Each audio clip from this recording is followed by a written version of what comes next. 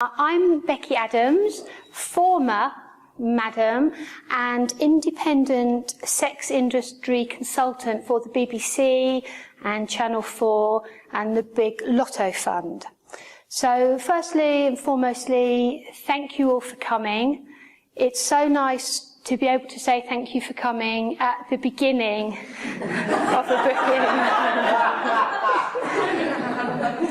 Makes a change. Now, just before we kind of all get going, normally if I'm doing business speaking, I do an icebreaker, but that kind of feels a bit weird with this sort of group. So there's a few of you sort of sitting like that.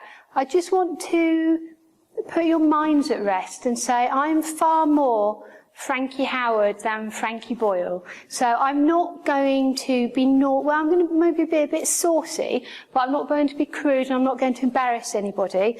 And there's certainly not going to be any audience participation. In my business, that is charged as an extra. So I actually never meant to work in the sex industry. I ended up in a brothel completely by accident, which I'm sure is an excuse some of you have. I don't know why I keep looking at you. Sorry, I don't mean to. I just find that official. I've never seen this gentleman before, ever. Ladies and gentlemen, I honestly haven't. But I did kind of. Yeah, well, double jeopardy. Who knows? But yeah, I did end up in a brothel sort of quite by accident.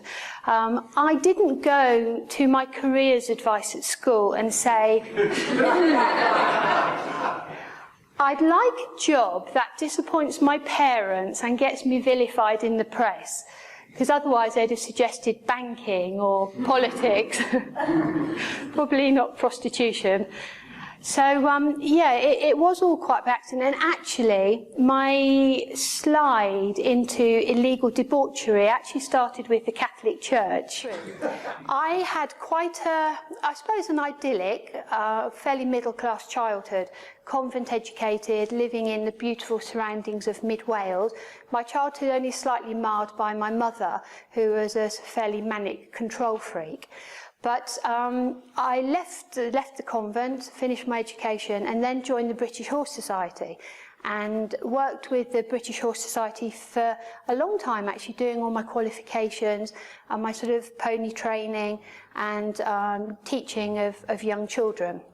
And you'd be amazed in a brothel how many gentlemen come along and want pony training. Luckily, I had all the outfit. So imagine this, if you will. You have a sort of a middle-aged, maybe slightly portly chap, the gentleman I'm envisaging, and you've got a little headband with some ears and a wool forelock. And he's cantering around. And I'm there in my jodhpurs and my shiny boots and my spurs and a whip. And this gentleman, oh, don't forget, he's got a saddle and a bridle. And we've set up a little show jumping course around the flat with an ironing board and a broom. And I'm making him canter a 10-metre circle, and then he's going over the jumps. And if he goes clear, he gets a rosette. If he knocks one down, he gets his bottom smacked. So that was all in a day's work for me.